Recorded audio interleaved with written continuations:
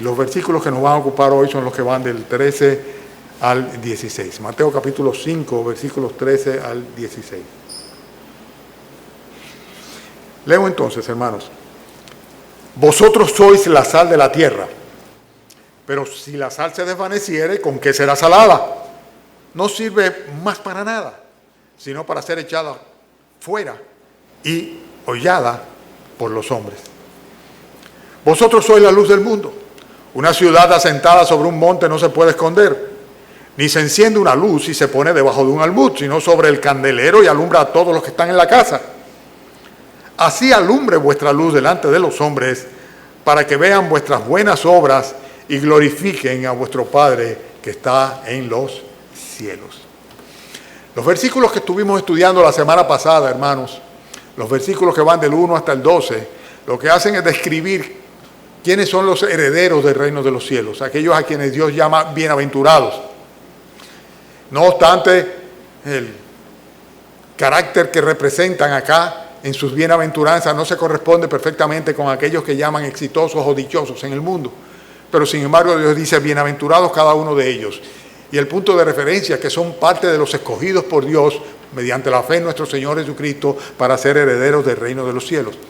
Fíjense qué interesante que en el capítulo 5, versículo 1, dice, viendo la multitud, subió al monte y sentándose vinieron a él, ¿quiénes? Dice, sus discípulos. O sea, aquellos que le estaban siguiendo, los seguidores de nuestro Señor Jesucristo. Y los versículos que hemos leído hoy, los versículos que van del 13 al 16, señalan de una manera muy clara dos responsabilidades que son inherentes a la condición de ser un discípulo de nuestro Señor Jesucristo. Ustedes pueden darse cuenta de ellas porque ambas cualidades son presentadas como dos figuras o dos comparaciones. Fíjense que dice acá, vosotros sois la sal de la tierra, y también menciona, cuando dice vosotros, refiriéndose a los discípulos, vosotros sois la luz del mundo. De esto es que vamos a hablar esta mañana. Fíjense que en ambos casos lo que se enfatiza fundamentalmente, lo que el Señor Jesucristo enfatiza, es la influencia que la sal y la luz, o sea, que los discípulos deben tener sobre el mundo en el cual viven. Y esto es de lo que vamos a hablar esta mañana. Vamos a ver 4 puntos. El primero de ellos es una aseveración que es concluyente absolutamente. El segundo tiene que ver con un paralelismo, pero un paralelismo muy preciso. El tercero con una advertencia muy clara. Y el cuarto con una responsabilidad intransferible, que no podemos pasársela a la otra persona porque nos salude a nosotros de una manera muy personal. Vamos a comenzar de inmediato con el favor del Señor, viendo cuál es esta aseveración concluyente. Está en los mismos versículos 13 y 14, solamente en su inicio, cuando dice, vosotros sois. No está cuestionándolo, no lo está presentando como una alternativa, no está diciendo, no lo está condicionando absolutamente nada, sino que aquellos que son discípulos del Señor Jesucristo, dice, son. Vosotros sois, pura y simplemente.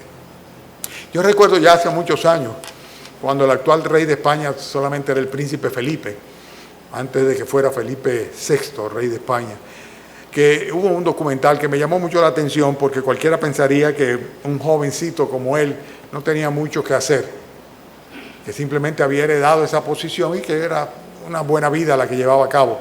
Pero aquel documental que vi por televisión, supongo que por televisión española, porque hace ya, les repito, muchos años, pues enfatizaba o iba acompañando al príncipe Felipe en todas sus obligaciones como heredero de la corona. O sea, simplemente porque era heredero de la corona. Él tenía una serie de compromisos y obligaciones que no solamente tenían que ver con su formación o su capacitación, sino que tenían que ver con su representatividad y con las funciones que él debía ejercer como consecuencia de ser un príncipe del reino de España.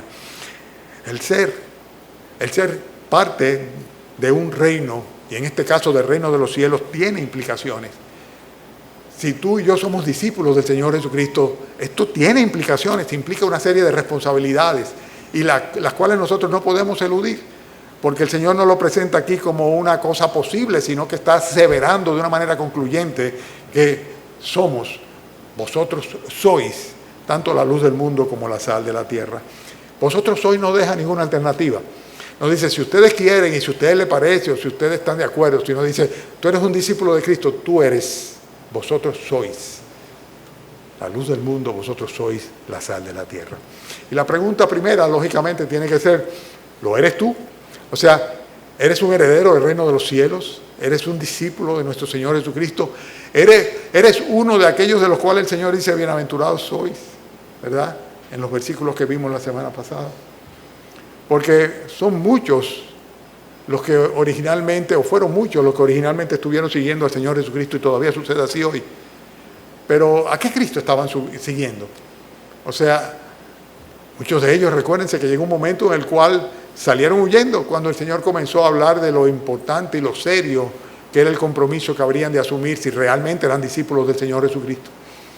Al punto tal de que el Señor llegó a preguntarle a sus propios discípulos. Ustedes recuerdan la frase muy bien, ¿os queréis ir también vosotros? Fue cuando Pedro dijo, ¿y a quién iremos? Solo tú tienes palabra de vida eterna. O sea, los verdaderos discípulos, ¿verdad?, permanecen siempre. Y esos son los que son. Los demás, llamémosles seguidores, o simpatizantes, o religiosos, porque son muchos los religiosos que dicen ser cristianos sin realmente haber nacido de nuevo, haber recibido a Cristo como su Señor y Salvador, haberse arrepentido de todo corazón de sus pecados. Pero la aseveración es concluyente, vosotros sois. ¿Y quién lo dice? Bueno, ¿quién tiene calidad? ¿Quién tiene calidad para constituir, para declarar a una persona como un cristiano verdadero, como sal y como luz de este mundo? El segundo punto tiene que ver con el paralelismo de las dos figuras que utiliza el Señor Jesucristo. Dice que un cristiano debe ser como la sal y debe ser como la luz. En otras palabras, el cristiano debe salar como sala la sal y debe alumbrar como alumbra la luz. Eso es lo que está diciendo el Señor. La sal era muy importante en el mundo antiguo. De hecho, todavía hoy día lo es. Solamente que hoy día tenemos más fuentes de donde podemos nosotros recibirla o adquirirla. En aquella época era muchísimo más complicado. Pero la sal es tan importante por sus características particulares. De hecho, fue un artículo de gran demanda en los tiempos bíblicos y para fines de la cultura griega tenía una ligazón muy estrecha con la divinidad. De hecho, se consideraba que la sal era una especie de ofrenda que los dioses nos daban a nosotros en la cultura y en la civilización griega.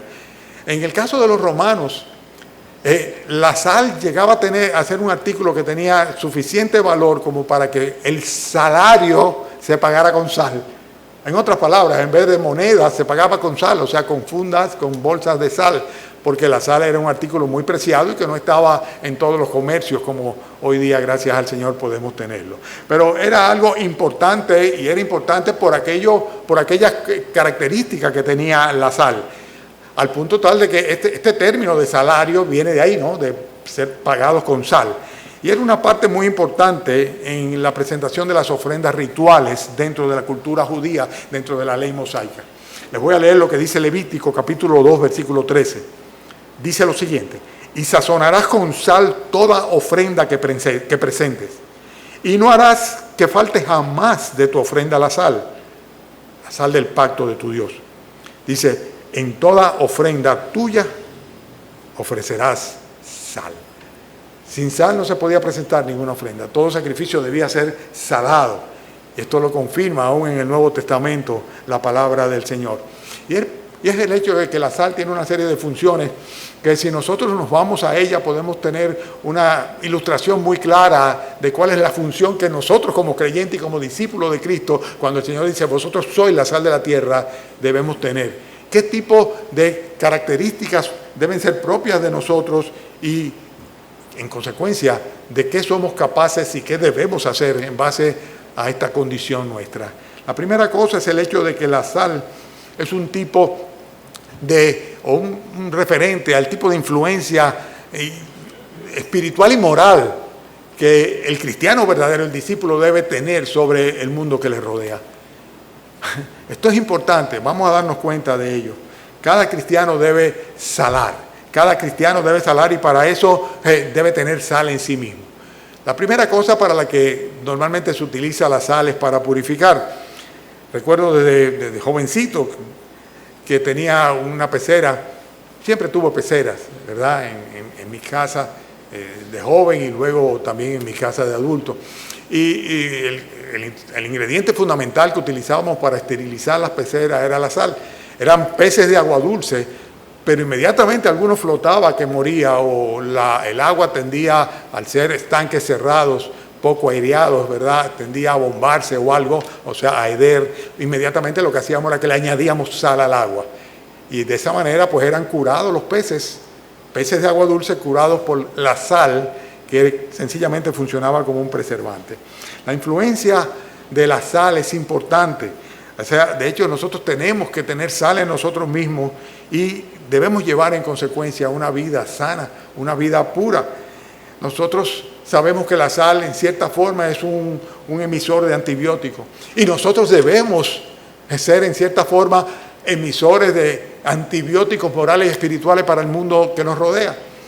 O sea, si en nuestra familia, por ejemplo, si en nuestra oficina o nuestro lugar de trabajo, si en nuestro lugar de estudio o universidad, no somos nosotros los que realmente nos convertimos en vacuna en contra de la inmoralidad y el pecado, ¿quién lo va a hacer? Nosotros somos la penicilina, el antibiótico, diríamos la sal simplemente, que tenemos la responsabilidad de salar esos ambientes donde nos encontramos a fin de que la putrefacción y la contaminación no se lo lleve de encuentro. Y la pregunta que debemos hacernos cada uno de nosotros, ciertamente en el entorno nuestro, estoy hablando del entorno familiar humano, de nuestras relaciones sociales y familiares y laborales, o sea, nuestras relaciones con otras personas, realmente nosotros somos personas que libramos de contaminación el entorno en el cual actuamos. O sea, se puede decir, hey, ahí está fulano, ahí está fulana, ¿verdad? Y la presencia sola, o la memoria, o la referencia a ese discípulo, esa discípula de Cristo que está ahí es suficiente para que sencillamente las fuerzas del mal se contengan. ¿Es así nuestro caso? Estamos combatiendo el pecado y combatiendo la maldad como el Señor espera que nosotros hagamos, porque si somos sal de la tierra, nosotros debemos purificar la tierra. Nosotros debemos ser un elemento purificador en el medio donde nos desenvolvamos. Es penoso cuando vemos a creyentes, profesan ser creyentes, que por el contrario, son como aquellos camaleones que toman el color de su entorno y en vez de ser un freno, por el contrario, pasan ellos mismos desapercibidos en medio de la inmundicia que les está rodeando en el grupo en el cual se encuentran. Tal vez piensan que pueden salir de ahí sin mancha, simplemente pasando desapercibidos de incógnito. Pero si son discípulos del Señor Jesucristo, ellos deben marcar la diferencia, porque Dios los pone ahí, en ese medio impío y pagano, para que precisamente ellos salen la tierra. Otra característica de la sal es el hecho de que la sal preserva. Cuando no había refrigeración, en climas cálidos, tórridos como el nuestro, lo que se utilizaba era la sal. De hecho, todavía, yo no sé si todavía, porque ya realmente no creo que sea el caso, pero tal vez, pero hasta hace pocos años, yo recuerdo aquellas carnes que se colgaban, ¿las recuerdan? Aquellas carnes que luego se freían y estaban colgadas y todos los carros y las moscas le pasaban por los alrededores, ¿verdad? Y tú decías, pero esa carne tiene que estar completamente sucia, infectada, pero sin embargo la colgaban, ¿ustedes saben por qué? Porque no tenían cómo refrigerarla. Entonces la salaban y saladas la colgaban como una manera de preservar esas carnes a fin de que no se pudrieran. Y el hecho es que la sal evita la putrefacción, sin lugar a duda. Y nosotros debemos, en cierta forma, convertirnos en el catalizador que permita que la salud permanezca. Y estoy refiriéndome a la salud espiritual, sobre todo en el ámbito de nuestra propia familia. Alguien tiene que hacer esa función.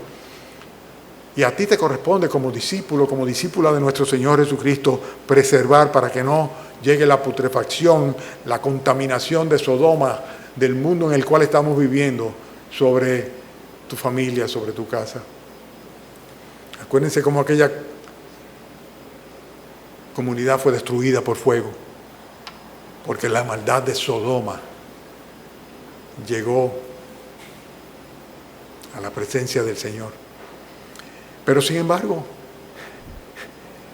tenemos que ser Abrahames, tenemos que interceder, tenemos que ser Lot, abrumado por la nefanda conducta de esos malvados en el medio donde estamos. Y a pesar de que la Escritura al parecer presenta a un Lot con un carácter, vamos a llamarle pusilánime, pero sin embargo fue una persona que permaneció fiel a sus convicciones y por eso el Señor lo rescató. Y con él rescató a aquellos de su familia que quisieron también seguir el mandato del Señor. El cristiano es el único freno que hay en este mundo para la manifestación de la iniquidad. Ustedes recuerdan que en 2 de Tesalonicenses capítulo 2, hablando de la manifestación del anticristo y de la maldad en su plenitud, la Escritura habla sobre eso, cuando dice, ya está en acción el misterio de la iniquidad, pero hay quien al presente lo detiene.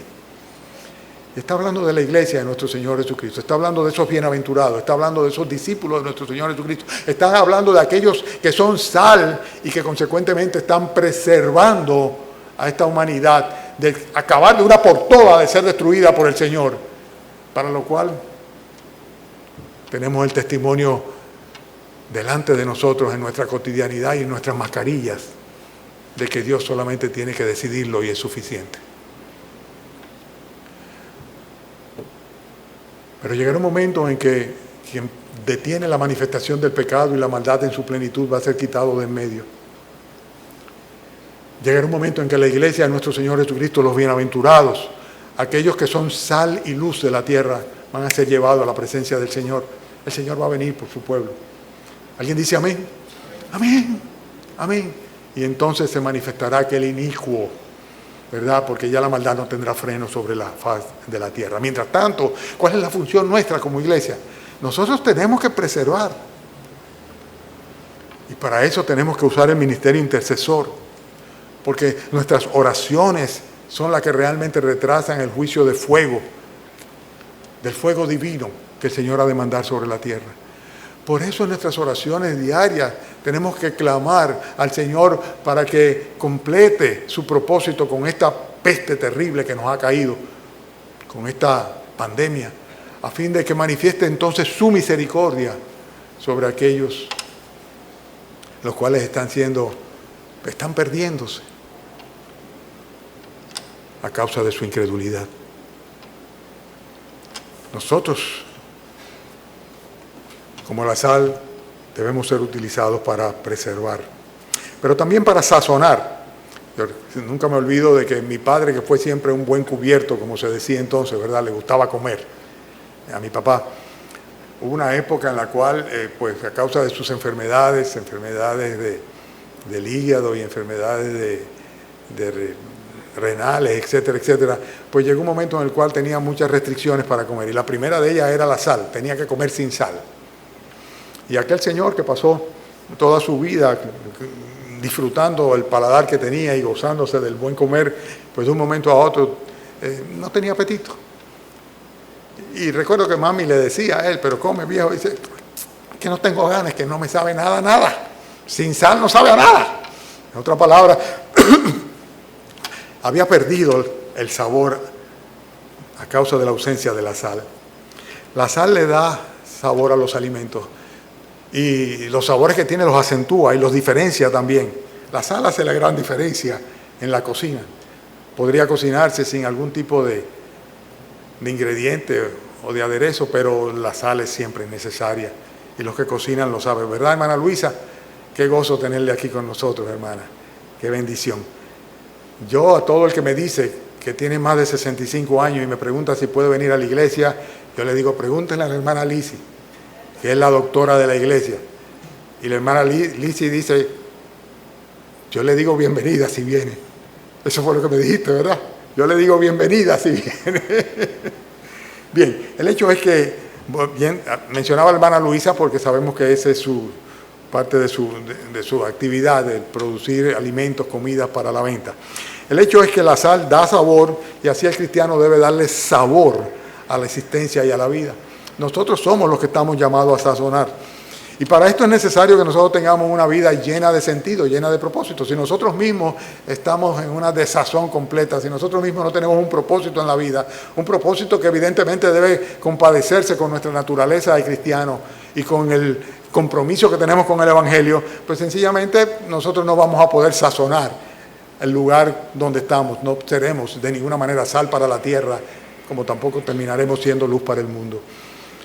¿Qué estoy diciendo, hermano? Estoy diciendo que nuestra vida debe tener un propósito y debemos vivir con el gozo que nos produzca, no el haber alcanzado, sino el ir detrás de ese propósito. Es que el ser cristiano solamente, el tener el ministerio de la palabra del Señor, el compromiso de predicar el Evangelio a toda criatura, ya eso solamente debe ser un motivo de gozo y un propósito en nuestra vida. Y en este sentido, nosotros como sal que somos de la tierra debemos estar sazonando todo el tiempo a otras personas a fin de que ellos también tengan sal para que puedan sazonar más adelante. Y esto lo hacemos a través del mensaje del Evangelio. Pero ¿saben una cosa? Hay algunos creyentes insípidos. Insípidos. Creyentes porque creen en el Señor Jesucristo, han creído y han entregado su vida a Él y han sido salvos perfectos. Pero ni fu ni fa, insípidos completamente.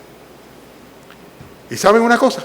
Cuando la Biblia habla de regresar al primer amor, en cierta manera lo que está exhortando es que volvamos a salar al mundo, a comunicar al mundo, ¿verdad? El sazón, la sal, el poder de preservación que hay en el Evangelio de la gracia de nuestro Señor Jesucristo.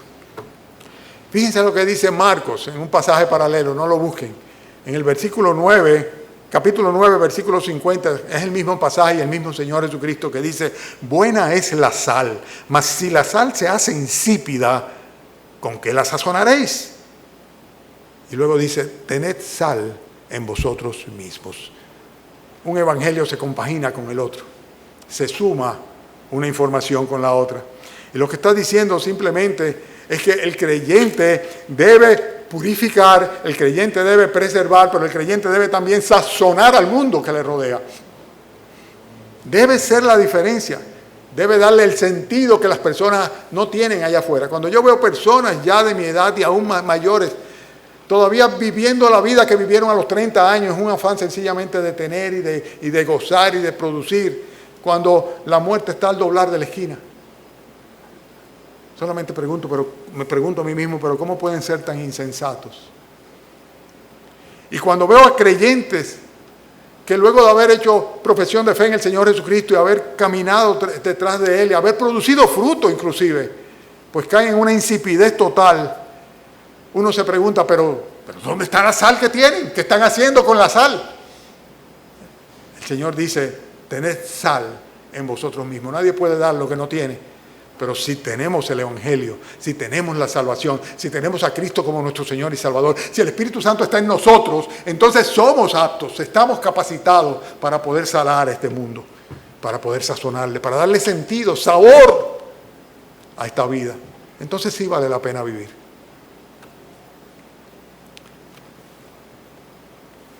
Entre las funciones de la sal hay una adicional. Y la ilustración aquí la recuerdo desde mi infancia. Mi abuelito materno era ganadero. O sea, tenía una finquita con unas cuantas vacas y vivía de eso. Por la mañanita temprano él salía en sus camionetas con sus bidones vacíos para ir a su finca. Y ya a mediodía más o menos estaba regresando de su finca con los bidones de leche.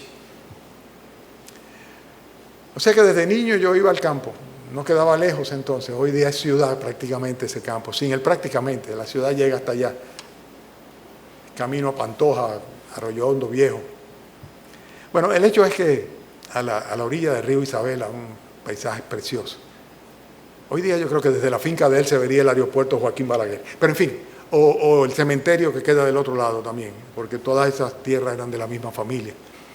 Pero en fin, el hecho es que había una cosa que me llamaba poderosamente la atención. Ellos tempranito recogían el ganado y lo llevaban al establo donde lo ordeñaban. Pero me llamaba mucho la atención el hecho de que antes de volver a llevarse las vacas, le ponían delante pasaban las vacas por unos peñones, por un peñón enorme que tenían, medio blanco traslúcido. Y yo le preguntaba al abuelo qué era lo que lamían, por qué las vacas iban y lamían ese pedazo de piedra. Y resulta que era un bloque de sal. Era un bloque de sal. Ponían a las vacas a lamer la sal. ¿Saben con qué propósito? Con el propósito de que le diera sed y consecuentemente tomaran muchísimo más agua, porque mientras más agua tomaban, más leche daban. Una lógica muy simple y muy eficaz. Sin lugar a duda que es muy eficaz. Y una de las funciones de la sal y una de las funciones de los discípulos del Señor Jesucristo es producir sed. Sed de Dios en este mundo. Sed de la verdad. Nosotros somos la persona que tenemos que producir a través de nuestro testimonio, a través de nuestra presencia entre los hombres, una sed profunda de Dios, de su palabra. Tenemos que hacerlo. Hermanos, Jesucristo dijo que Él era el agua de vida. Y mucha gente no tiene sed de Dios, no tienen sed de Jesucristo. Están bien. Y nosotros tenemos que ser esa piedra, ese bloque de sal. Si quieres decirlo, esa sal molida, como tú quieras. O en grano, como la que le echamos a las peceras de los peces, que tienen que ser bloques de sal en grano, porque si no se la tragan y no queremos que se la traguen. ¿Con qué propósito? Con que ellos busquen de Dios. Busquen de Dios, sientan esa necesidad, esa sed de saciarse en la única fuente que hay para vida eterna, nuestro Señor Jesucristo. Hermanos, son responsabilidades de los creyentes, son funciones de la sal y funciones o responsabilidades que nosotros tenemos absolutamente. Nosotros debemos necesariamente ser los que purifiquemos, los que preservemos, los que sazonemos y los que produzcamos sed en aquellos que nos rodean, en aquellos que contactamos, en el mundo, en la ciudad, en el lugar de trabajo, en la universidad, en los colegios, en las familias. De manera que viendo nuestro obrar, ellos quieran tener, deseen, anhelen a brevar de la fuente que es Jesucristo. Hemos visto 2 puntos del mensaje. Una aseveración concluyente, un paralelismo muy preciso, y ahora vamos a ver la inutilidad de los insípidos. Estamos refiriéndonos al Mateo capítulo 5, el versículo 13, sobre todo en la primera parte, ¿verdad? Perdón, en la segunda parte. Dice, vosotros sois la sal de la tierra, pero si la sal se desvaneciere, la primera parte, ¿con qué será salada? Si la sal se desvaneciere, ¿con qué será salada? El mar muerto contiene mucha sal. Pero la sal, en la mayoría de los casos, la que hay en el mar muerto, es una sal que no es comestible, no puede servir, no sirve para mucho por el hecho de que tiene muchos contaminantes. La sal del mar muerto está compuesta de muchos minerales diferentes. Por eso es un agua olaginosa, ¿verdad? Que inclusive impide que una persona pueda zambullirse en ella porque lo rebota para arriba. Hay sal, pero es una sal que no sirve. Pero lo que está planteando el Señor es una imposibilidad absoluta y total. Cuando dice, si la sal se desvaneciere, dice, ¿con qué será salada? Lo que está diciendo el Señor, no hay sal para salar la sal. No hay sal que sale la sal. Si tú eres un creyente y si vosotros sois la sal de la tierra, si tú eres sal de la tierra, tú no puedes ser salado con nada. ¿Por qué? Porque tú tienes sal en ti mismo. Pero si la sal se desvaneciere, ya no hay nada que hacer. Es la inutilidad de aquel que se convierte en una persona insípida. ¿Por qué? Porque se mezcla tanto que llega el momento en que su capacidad de sazonar, de preservar, de producir sed, se pierde. Ya no sirve para nada. Ya no sirve absolutamente para nada. En Lucas capítulo 14, el mismo pasaje dice, buena es la sal, Mas si la sal se hiciere insípida, no es una palabra inventada por mí, ¿con qué se sazonará? Ni para la tierra, ni para el muladar es útil. La arrojan fuera. El que tiene oídos para oír, oiga. No sirve para nada, ni para el muladar. O sea, ni siquiera para echarla en el lugar donde están el ganado, las mulas, a fin de que no haya mucha contaminación ahí, mucha podredumbre con el desperdicio de estos animales. Y hay creyentes que son así. ¿Cómo yo lo sé? Bueno, yo lo sé porque yo lo veo. Hay creyentes que no sirven para nada. Que si tienen sal, yo no me voy a meter en ese ámbito. El Señor dice, vosotros sois la sal de la tierra y yo la acepto. Al mismo tiempo le dice, tened sal en vosotros mismos. O sea que hay una advertencia muy clara ahí. Pero en este caso está hablando de algo muy triste, cuando un impío es cuando un creyente es completamente insulso, insípido. Es inútil, no sirve absolutamente para nada. Ni para amortizar el efecto de putrefacción de los excrementos de los animales. No sirve para nada. Los insípidos, no los impíos, los creyentes insípidos no sirven para nada, dice la Escritura. Y cabe preguntarse cada uno de nosotros, ¿seré yo insípido?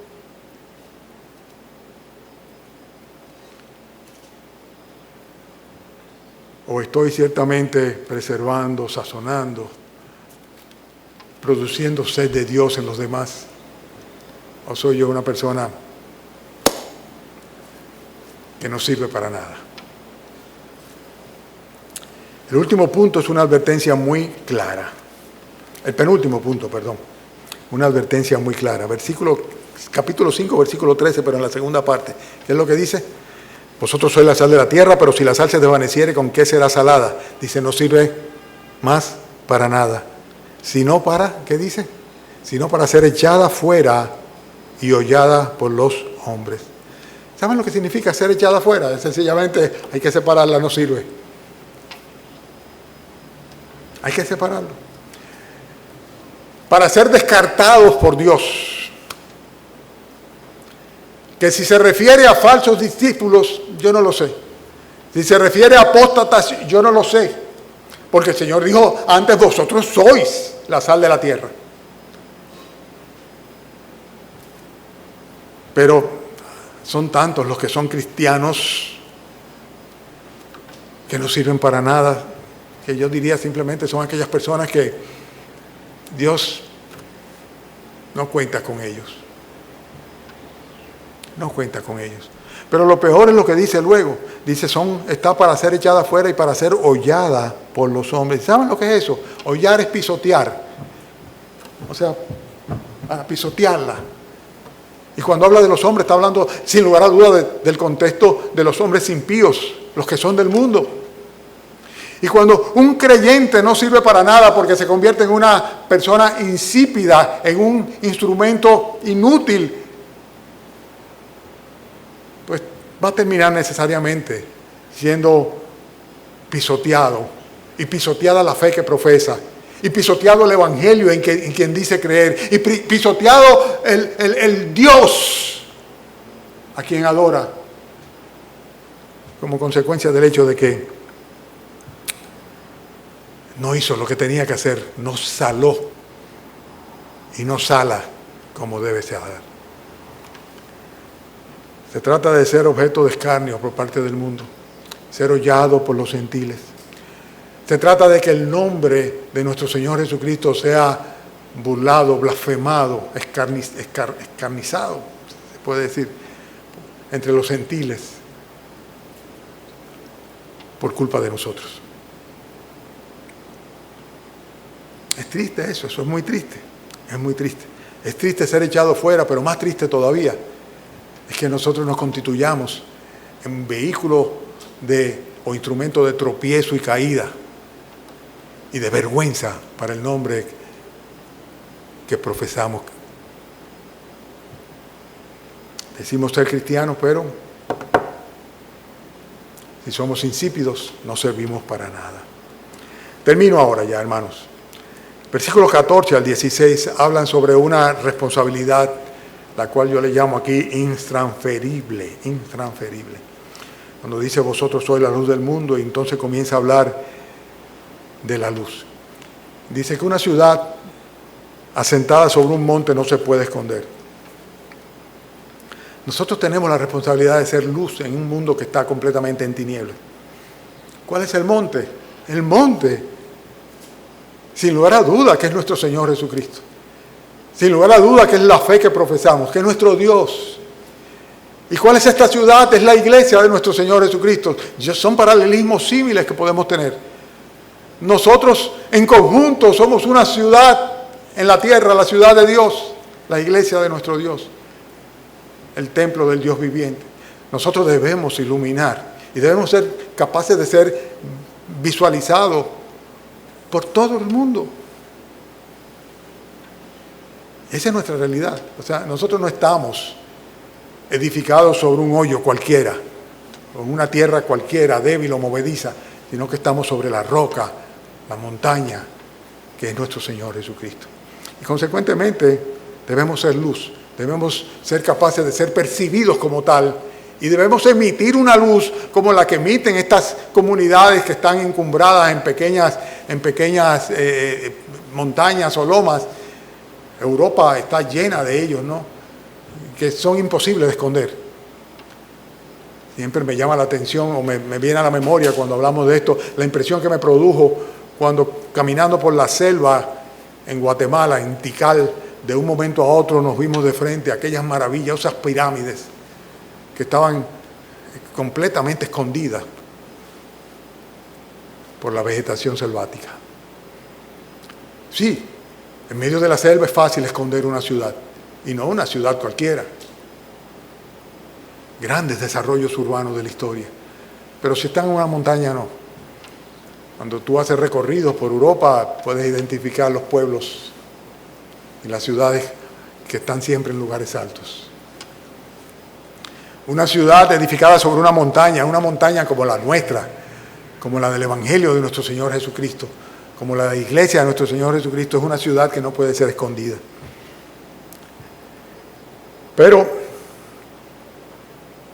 no solamente dice eso, nuestra responsabilidad es de reflejar la luz de nuestro Señor Jesucristo. Nosotros somos satélites, si queremos decir como lunas del sol que es nuestro Señor Jesucristo. Recuérdense, Él lo dijo, yo soy la luz del mundo. Él es la luz del mundo. Y el mismo que nos dijo a nosotros, los creyentes, o a sus discípulos, ¿verdad?, y lo consigna así la Escritura, vosotros sois la luz de este mundo. Dijo, mientras tanto yo estoy en el mundo, yo soy la luz del mundo. Pero llegó el momento en el cual habría ser llevado del mundo y nosotros vendríamos a ser los que tendríamos la responsabilidad de reflejar la luz del Señor en el mundo. En otras palabras, hay una responsabilidad de ser, por así decirlo, fiel en el reflejo de quién es nuestro verdadero sol. Porque hay algunos que tú dices, bueno, si así son los cristianos.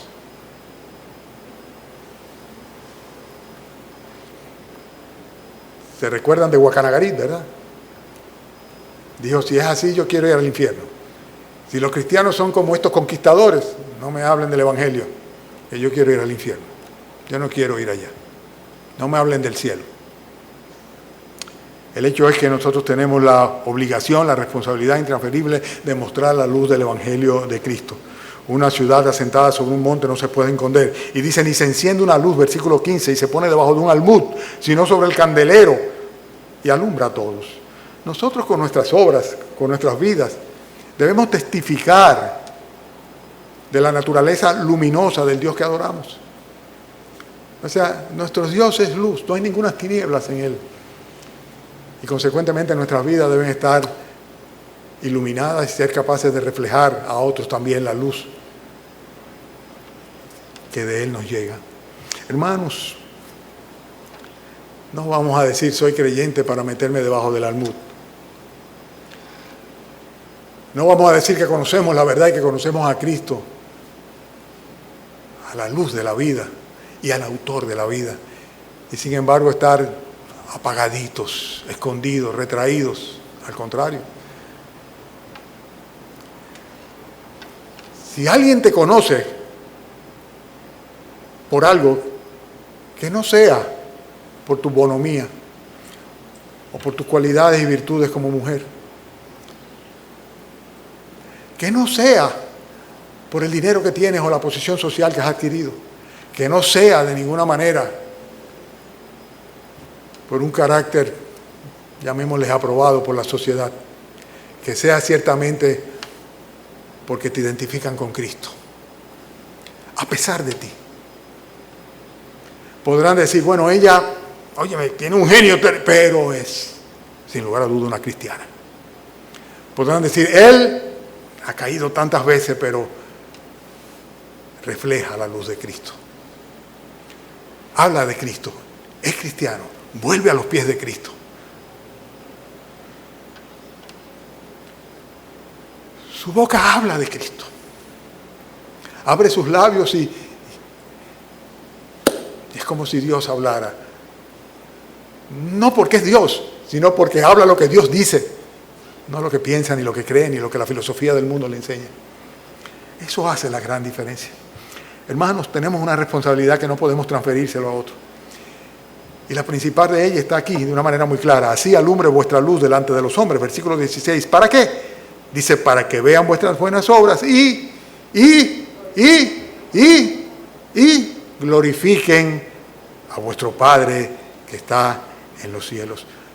Nosotros como creyentes, como bienaventurados, como herederos del reino de los cielos, como testigos fieles, como sal y como luz del mundo, tenemos que promover la gloria de nuestro Dios en la tierra, en el mundo. ¿Y cómo lo hacemos? Con nuestro testimonio de vida. Para que viendo vuestras buenas obras, vuestro buen obrar, vuestro comportamiento, dice, glorifiquen al Dios de ellos, a vuestro Padre que está en el cielo, que es el propósito primero y final de nuestra existencia. No hemos sido creados para ser felices, eso es basura. No hemos sido creados para pretender igualar a Dios o combatir a Dios o confrontar a Dios. Ese fue el error de Satanás. Hemos sido creados para adorar a Dios, para glorificar a Dios, para tener comunión con Él. Tenemos un gran conflicto, un gran problema en el medio, un gran tropiezo en el pecado. Pero para eso vino nuestro Señor Jesucristo, para quitar del medio el pecado, para pagar por nuestras culpas, para ofrecernos gratuitamente, por gracia, solamente confiando en Él, el perdón de los pecados y la vida eterna, la salvación de nuestras almas, la naturaleza divina, la comunión con Dios y el ser sal y luz en este mundo. Eso es una responsabilidad inherente a nuestra condición de ser herederos del reino de los cielos, de ser un príncipe de Dios. ¿Eres tú creyente? ¿Eres cristiano? ¿Eres cristiana? El reto está delante de nosotros. Oramos, Señor, a ti dándote gracias por las enseñanzas de tu palabra. Ayúdanos, Señor, siempre a apropiarnos de ella, porque sabemos, Señor, que solamente dentro de tu perfecto plan, pues vamos a glorificarte, Señor, y vamos a ser también al mismo tiempo felices haciendo lo que nos corresponde. Ayúdanos, Señor. Mira que si hay algunas zonas opacas en nuestras vidas, que no permiten que reflejemos la luz de nuestro Señor Jesucristo. Hoy en esta mañana te pedimos perdón, Señor, y te rogamos que tú las pulas, Señor, las brillantes, a fin de que el reflejo sea total, Señor. Y no nos descarte, no nos descalifique, Señor. No permita, Señor, que perdamos nuestro sabor, nuestra sazón, que nos convirtamos en personas insípidas, Señor. Ayúdanos, Señor, a preservar. Ayúdanos, Señor Dios nuestro, a sazonar. Ayúdanos, Señor, a sanar y a salar. En particular, Señor, a aquellos que nos rodean, aquellos a quienes amamos, Señor, con quienes compartimos. Te rogamos, Padre, que tú bendigas esta nación y bendigas esta iglesia. Y no solo esta iglesia, Señor, sino toda tu iglesia en la República Dominicana. Y no solo en la República Dominicana, Señor, sino a todos tus hijos en todo el mundo. Te pedimos tu bendición y que nos lleve con bien a nuestros hogares, en el nombre del Señor Jesucristo. Amén.